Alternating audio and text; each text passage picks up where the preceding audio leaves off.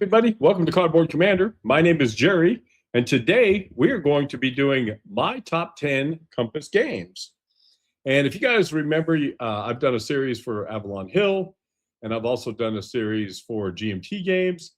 So now I thought I would do the Compass games. And the prerequisite for this is these are games that I own and how I rank them. So your choices may vary because you may have different games and you just may have different thoughts and opinions on the games. But this is just going to be my top 10 Compass games.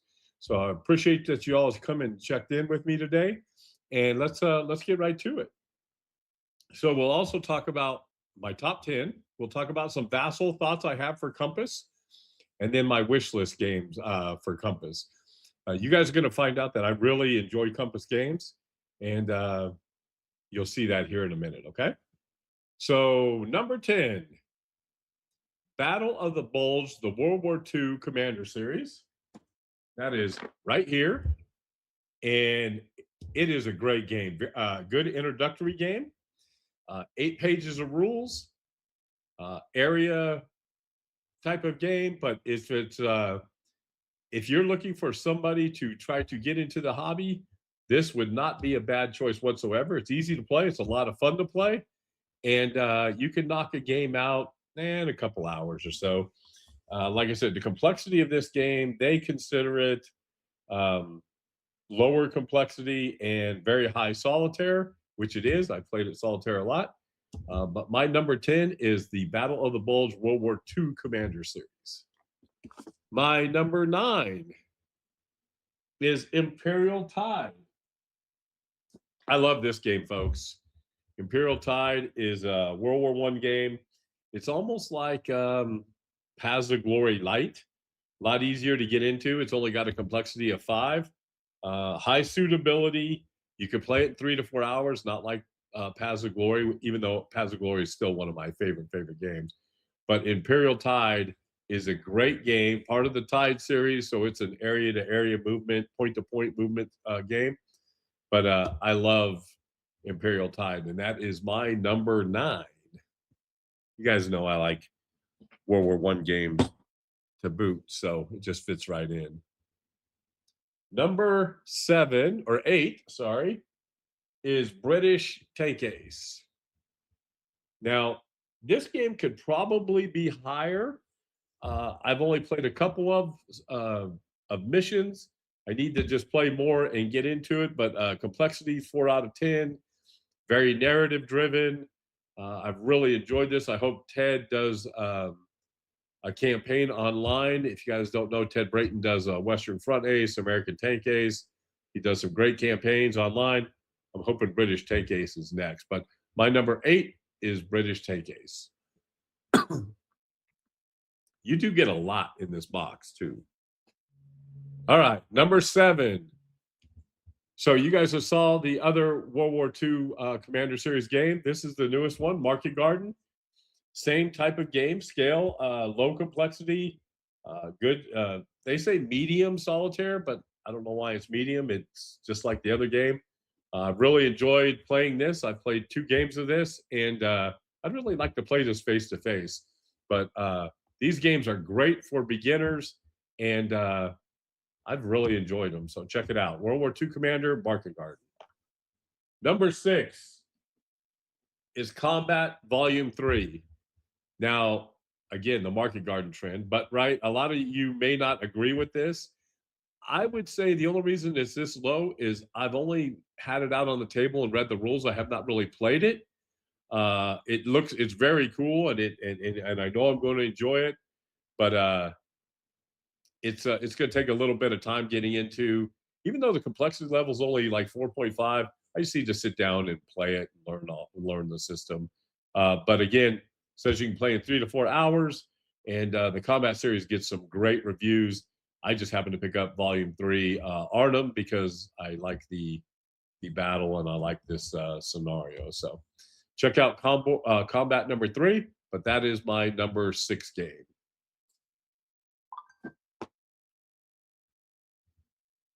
Number 5, again, another World War One game. The lamps are going out. This is a fantastic game. A little more in depth than Imperial Tide, a little less in depth than Paths of Glory. But there is a really you can play this easily solitaire, and I like the cards, even though there's some cards involved. The map is cool. I like World War I games, but the lamps are going out. This is a fantastic game, and if you guys have not played it, you guys should go out and get it. But my number 5 is the lamps are going out. Number 4 is Trench Raid. And folks, this game really surprised me. I almost didn't pick it up because people said, "Oh, it's kind of like a role playing game, narrative." Just didn't really. I don't know, but man, when I picked it up, I saw people playing it online. I picked it up. It is a ton of fun, a lot of replayability, easy to get into. It's low complexity. And the solitaire is designed for solitaire. Now you've noticed a trend. Compass games, I really like their lower complexity games because I feel that you can get in and out of them pretty quickly and play them. And the components are great. And this game's a big narrative, just a lot of fun. So if you haven't picked up Trench Raid, it's my number 4 pick. I really enjoy this game. Number 3, Enemy Action Kharkov. And this is probably not going to surprise any of you. As you guys know, I love this game. I've got a couple replays online. I do have a lot of replays of all these games online. So go to YouTube, where you're at now, and Cardboard Commander, and you can see some of those. But the complexity level, solo-wise, it's pretty crunchy. It's about a 7 or an 8. 2-player, which I think this would be fantastic. 2-player, I played Christoph online with it. It's only about a 5 complexity. Folks, the components are great. There's 3 games in here, basically. There's a 2-player game. Then there's a solo variant for the Soviets and a solo variant for the Germans. Really well thought out. Just, man, I've had more fun with it. John Butterfield knows how to make a solo game. And I just really have appreciated this. I did not pick up Ardennes because I had read that Ardennes had some things that they improved on in Kharkov. And I've got a ton of Bulge games, so I haven't picked it up. I probably will in the future. But man, my number 3 game, Enemy Action Kharkov, and this would be a game almost if you had to if you were on an island and you could only take one game, this might be one of the games because there's so many ways to play it. So go check out Enemy Action Kharkov. All right, number 2 is Death in the Trenches. And again, another World War I game, medium complexity. You can play it solitaire very easily.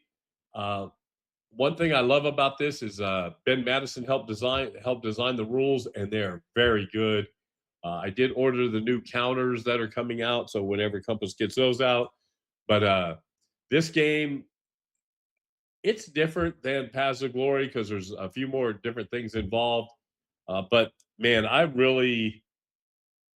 this could be one of my favorite games, and I want to thank Nate from the Command Post as he plays this, and it really kind of got me excited about it. But Death in the Trenches, Great War, 1914 to 1918.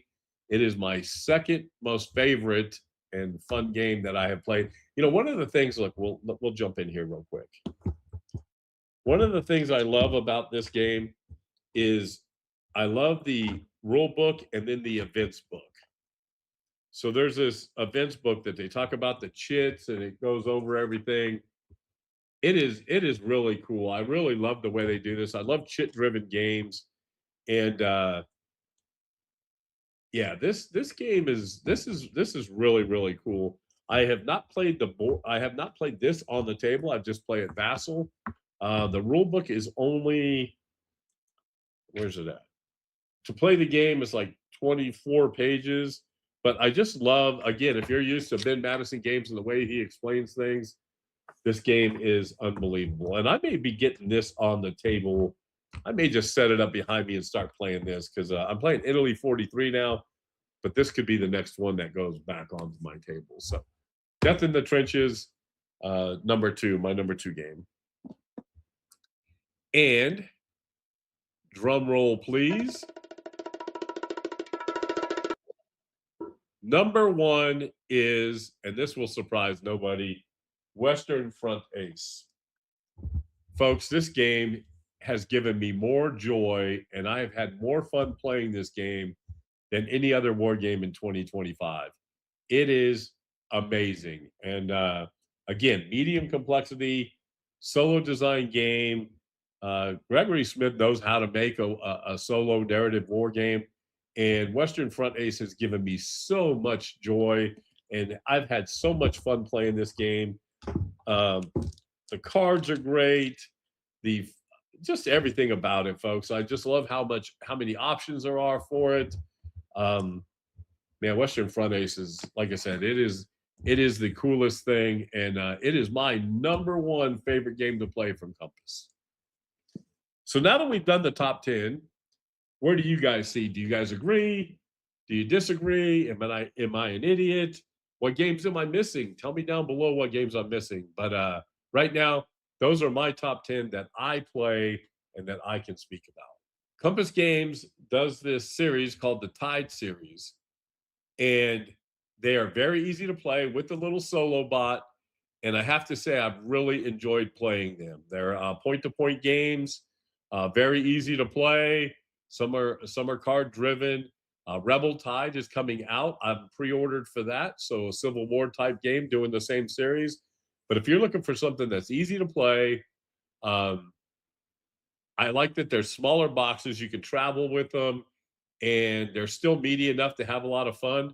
The Tide series games from Compass are fantastic. Like I said, Rebel Tide, you can order it online now for their pre-order. My wish list from Compass, I probably have more than this, but these are the five that kind of jump out at me at this time. Um, High Seas Fleet. So basically, it's war at sea, but World War One. I've seen some playthroughs online, and it looks fantastic. So that's one on my wish list. Panzer Ace. You saw British Tank Ace before. Panzer Ace is going to be amazing because it's Panzers, right? Looking forward to that. Victory at Sea. You guys know I love War at Sea. I have it back there, the old Avalon Hill edition. The Victory at Sea edition's got new counters, just looks nicer. Um, I haven't bought it because it's $40 and I already have the game, but I'll probably eventually wind up getting it. Desert Blitzkrieg could basically be a Tide series game, point to point, uh, little card driven game. I haven't ordered this. It's in my cart. I'm thinking about pushing the trigger, but Desert Blitzkrieg is on my wish list. I'm not a big North Africa fan, so it's one of those things. I mean, I don't know. Maybe I just haven't found the right North Africa game. And then the last one is Philippine Sea. So it's based on the old Carrier game. I had Carrier. I sold it because it was very hard to get into. So I've been a little reluctant, but I've seen a lot of people playing this, and they say it's great. So it's on my wish list. So we'll see how we go about that. All right. Before we get out of here, I want to talk about a couple things. So I forgot what the gentleman's name is who runs Compass Games. I love watching their podcast because he's very straightforward, uh, doesn't sugarcoat anything. I love the way he goes about his business, and that's why he's successful. Um, but he has a real distaste for VASSAL, and I have to say I disagree with his. And look, it's his business, right? He can do whatever he wants, but I truly think that VASSAL helps sell games. And yes, I get it that there are a few people out there in the wargaming community that don't buy the games, and shame on you if you're one of those people. But I love playing the games on VASSAL, and since I don't get to play face to face that much, VASSAL's a huge part of it for me. And there are some modules online. Um, I'm just going to say, I'm not going to call each module out, but some of the modules are awful. They're unplayable. And I think that hurts the game's sales more than having no VASSAL module. So I guess my thing to Compass would be either jump in the pool or get out of the pool. But no matter what you decide, there's people out there like me that don't have face to face opponents that love your games. I love Compass games, and I would probably buy more if the Vassal modules were cleaner and there was more available. And one of the things I don't understand about, and again, you can get around this too, right? But don't put the charts in Vassal. I mean, in Vassal in the module. That way, somebody they can't readily just load up the game and play the game. Don't put the scenarios if you have scenarios. Don't put the scenarios in there. That way, you have to play the game. Now, I know that people can go to BGG and say, "Hey, I lost my thing. Could you send me?" Shame on you if you're sending that stuff to people, because again, buy stuff. If they're missing it, I bet if they contacted Compass, Compass could help them out. But it drives me crazy on BGG when somebody says, "Oh, I lost my rule book," or "Oh, I lost this. Can you send that to me?" I get it, but go to the manufacturer, let them see if they'll do it. If they say, "Hey, go to BGG, we got it posted there," then that's cool. Um, but just do Compass. I need you to make Vassal modules, and I need them for your games, and I love your games, so please make them.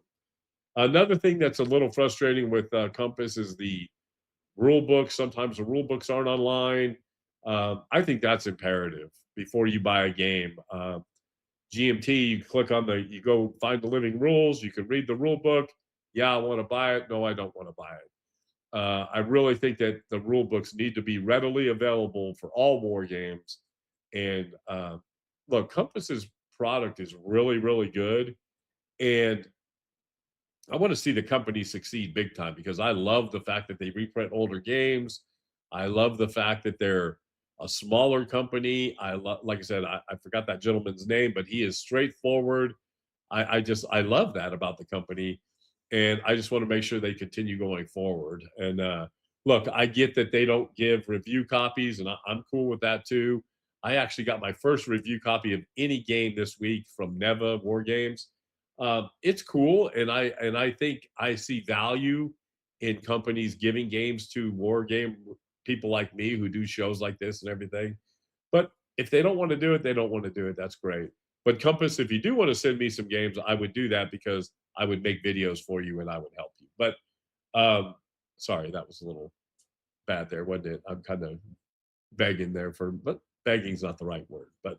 Um, but yeah, folks, so that's about all I got to say. I love Compass. You saw my top 10 games.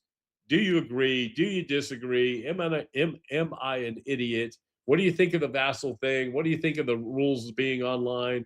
Just let me know. If you haven't checked out cardboardcommander.com, go check that out. That we have a blog. It'll give you all the links to all our Facebook pages, that sort of thing. It will also help you with the podcast. We have a podcast every Thursday night at 7 p.m. We try to finish the weeks before Compass, before they get on their podcast, because I like to jump over there and see what they're doing. So that's about all we're going to talk about today, folks. Again, thank you for supporting Cardboard Commander. And until next time, everybody, be safe, be kind. Happy wargaming.